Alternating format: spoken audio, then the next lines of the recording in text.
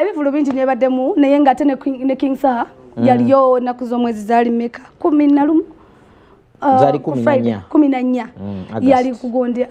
Kololo airstrip last week on Friday Saha yafunye obuzibu yafunye accident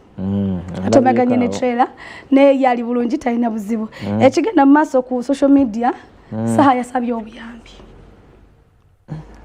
embeera si nnungi nnyo emotoka ye yayononese neggwawo tayina sente zakozesa motoka tayina kale kwegamba mu muyambe mu mukwatireko era twalabye abantu bangi nnyo abakubye nga masimu kwa yataddewo enamba ku kifaananyi kye yapostinze nateekako n'amannya geereeta era nga wogikubako essimu eyo Saha yagikwata yennyini and a good thing nga arecordinga nga kutte nti nze Faruku ow'omukitengeesa nti enkuwaddeyo ebbiri nti webale nnyo taata barakallahu fiikum namuza bulungi nnyo abantu bwe batandikidde ogamba ebivulo bigenda mu maaso nga bitambula mwagala tugamba temukyakolerako ddala abayimbi kiki awo walabiddwa DJ Roger ng'agamba when King Saha comes out asking for assistance even after a successful show it automatically shows you that concerts in Uganda are more about PR and branding than the profit margins you all expect. Ekitegeeza nti kasooke twebuuza ekibuuzo twawulira wa successful concert ne concert evuddemu ssente concert evuddemu ssente ne concert ebaddemu abantu tujawula tuti omuntu asoofuna abantu naye nga tafunye ssente atya nga just yali ayagala kuyimusa brand ye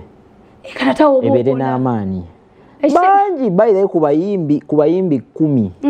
abakola ne bafuna ssente bayinza oba bali babiri olimba nga babiri oba basatu bannange tubulijjo mutuziba amaaso abamu sheggwa nga bamubanja n'omubanja bambi nga sound yabanja obo biki naye nga kati abo abantu bonna babaguze bakikola bati abantu bo babazze naye kati katugambe ntadde miliyoni 3 abantu abazze muzze kale oba omutwalo gumu muvaamu miliyoni 10 nataddemu 3 ebaloosi wali mmamula kama bingi nnyo mu kutegeka ebivulo shoza bbeeyi nnyo ekintu kimu kyokka kisaana olya miliyoni 10 stage yo keso zirya kati lwaki bakola ebivulo kwongerako brand wakati wenyongerako kati kanga Saha bwe mba madde nyimbira miliyoni 4 nenve Kololo ngamba kati atalina musanva ndeke tankwatako olabye kyensobola okukola eggwanga nsobola omenya record okay so nika kino kigenda tuyamba tutya nenze nzikiriza nti Irene Namatovu